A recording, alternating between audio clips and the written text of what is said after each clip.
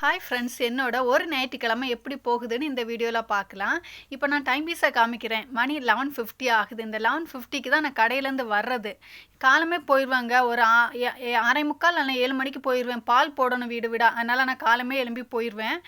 வீட்டில் சின்ன சின்ன வேலைங்களெல்லாம் முடிச்சு வச்சுட்டு போயிடுவேன். போயிட்டு நான் வரக்கூடிய டைம் தான் இந்த டைம் நான் உங்களுக்கு காமிக்கிறது. டெய்லி இதே தான் என்னோடய ரவுண்டிங். இந்த காலையில் டைம் இப்படி தான் இருக்கும். 11:50, சில டைம் 12 o'clock ஆகும் நான் வர்றதுக்கு.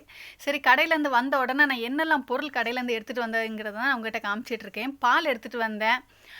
பால் ஏன் 2 பாக்கெட் எடுத்துகிட்டு வந்தேன்னா, ஃபஸ்ட்டு தயிர் எடுத்துகிட்டு வந்ததை காமிச்சிருப்பேன். தயிர் அது கவரில் கட்டி வச்சுருக்கிறதுனாலனா தயிர் வந்து லீக்கேஜ் ஆயிடுச்சு. அதனால் அதை நான் வீட்டுக்கு தான் எடுத்துகிட்டு வந்துடுவேன். அப்புறமா பால் சாயங்காலம் பால் டீ போடுறதுக்கும் காலமை டீ போடுறதுக்கும் சேர்த்து எடுத்துகிட்டு வந்தேங்க. ஏன்னா இன்றைக்கி சண்டே ஆனனால நாங்கள் கடை 4 மணிக்கெல்லாம் க்ளோஸ் பண்ணிடுவோம். அன்றைக்கி வாரத்தில் ஒரு நாள் தான் சண்டே 4 மணிக்கு க்ளோஸ் பண்ணிக்கிட்டு மறுநாளைக்கு தான் ஓப்பன் பண்ணுறது. அதனால் 2 கவர் பால் எடுத்துகிட்டு வந்துட்டேன். அப்புறமா அந்த ரின் பவுடர் காமிச்சேன் பார்த்தீங்களா, அது லீக்கேஜ், அதுவும் ஓப்பன் ஆயிடுச்சு. அதெல்லாம் தான் ஓப்பன் ஆகுறதெல்லாம் நம்ம வீட்டு செலவுக்கு தான் எடுத்துக்க வேண்டியது. அதையும் எடுத்துகிட்டு வந்தேன். அதே மாதிரி நேந்திர பனானா எடுத்துகிட்டு வந்தேன் 2. இது என்னன்னு பார்த்தீங்கன்னா, இது நம்ம ஊர் சைடு கிடைக்கக்கூடிய உள்ளி வடையும் அதுக்கப்புறம் மோதகமும் கிடச்சிச்சுங்க. இங்கே சீக்கிரத்தில் இதெல்லாம் கிடைக்காது. அதாவது என் வீட்டுக்காரர் சொன்னார், ஒரு கேரளா ஹோட்டல் இருக்குது, கொஞ்சம் தள்ளி போகணும், அந்த ஹோட்டலில் இருக்குது, ஆப்பம் வேணுமா, இடியாப்பம் வேணுமா அப்படின்னெல்லாம் கேட்டேன்னா எதுவும் வேணாம் அப்படின்னு. சரி, வாழைக்காப்பம் இருக்குது, உள்ளி வடை இருக்குது, வாங்கிட்டு வரட்டுமான்னு கேட்டார். சரின்னு சொல்லியிருந்தேன். அப்போ போகக்கூடிய டைம் வாழைக்காப்பமும் மோதகம் கிடச்சிச்சு. இதுதான் மோதகம். இது வந்து நம்ம செருபேறு ஸ்வீட் போட்டு வேக வச்சு உள்ளுக்குள்ளே வச்சு உருண்டை பிடிச்சி அப்படி எண்ணெயில் ஃப்ரை பண்ணி எடுக்கிறது. இதுதான் மோதகம்னு சொல்லுவோம். இதெல்லாம் கிடைக்கிறது இங்கெல்லாம் அது சீக்கிரத்தில் கிடைக்காதுங்க. அதனால் அது கிடைக்கக்கூடிய டைம் ரொம்பவும் எங்களுக்கு ஒரு பொக்கிஷம் மாதிரி வாங்கிட்டு வந்திருந்தாரு. நாங்கள் எங்கள் ஊர்லலாம் டீக்கு கூட தான் இந்த உள்ளி வடை, வாழைக்காப்பம் இதெல்லாம் வச்சு சாப்பிடுவோம். ஒரு சாய்க்கு கூட ஒரு கடி வச்சு அப்படி சாப்பிட்டா எங்களுக்கு ஒரு திருப்தி மாதிரி இருக்கும். இது கிடைச்சனால எனக்கு ரொம்ப சந்தோஷமாக இருந்துச்சு. அதே மாதிரி நேந்திர பனானா எடுத்துகிட்டு வந்தேன். இது தேங்காய் சில்ல காமிக்கிறேன்னு நினைக்காதீங்க. கஸ்டமர் வாங்கிட்டு போனதில் அது அவங்களுக்கு கெட்டு போச்சுன்னு சொல்லிட்டு கொண்டு வந்து கொடுத்தாங்க. ஆனால் நல்லா தான் இருந்துச்சு. ஆனால் வீட்டு செலவுக்குன்னு எடுத்துகிட்டு வந்துட்டேங்க. ஏன்னா இப்போ தேங்காய் விற்கிற விலையை பார்த்தீங்கன்னா அவ்வளோ ரேட்டு போயிட்டு இருக்குது.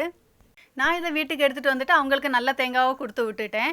அப்புறமா பூண்டு, அப்புறமா பச்சை மிளகா, அப்படி சின்ன சின்ன ஐட்டம் வீட்டுக்கு தேவையானதெல்லாம் எடுத்துகிட்டு வந்துடுவேன் வரக்கூடிய டைமு.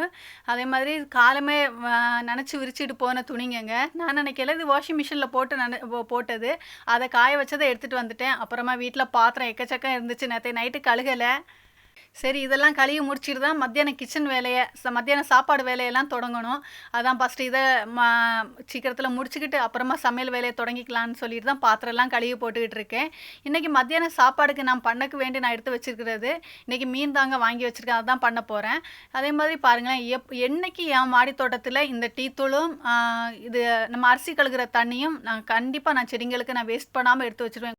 வேலை கஷ்டம்னு பார்க்காம இன்றைக்கும் டெய்லியும் எடுத்து வச்சுருவேங்க. இதுக்கு கூட காய்கறி வேஸ்ட்டுங்க, அதாவது வெங்காயம் கட் பண்ணுறது, ஏதாவது காய்கறிங்கெல்லாம் கட் பண்ணுறேன்ல, அந்த தொலிங்களெல்லாம் எடுத்து வச்சு நான் செடிங்களுக்கு தான் நான் யூஸ் பண்ணுறது.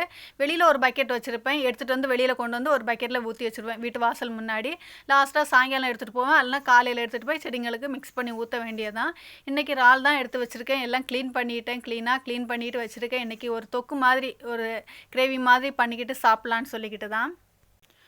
ஒரு சண்டே தான் நாங்கள் எல்லோரும் சேர்ந்து உட்காந்து சாப்பிட்றதுங்க. அந்த சண்டேயில் ஏதாவது ஒரு நான்வெஜ் அன்றைக்கி இருக்கும். நாங்கள் சாப்பிடக்கூடிய டைமு முடிஞ்ச அளவு இருக்கும். அதனால் நாங்கள் அன்றைக்கி நான்வெஜ் தான் பண்ணுறது.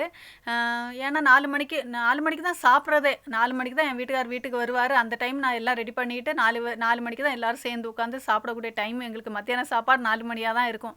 ஏன்னா இந்த கடை இருக்கிறதுனால நமக்கு கரெக்ட் டைமுக்கெல்லாம் சாப்பிடக்கூடிய டைம் கிடைக்காது. ஏன்னா நம்மளே பண்ணி நம்மளே வச்சு கடையும் பார்த்துக்கிட்டு இங்கே வந்து சமைச்சு சாப்பிடக்கூடிய டைம் கொஞ்சம் லேட் ஆயிரும்.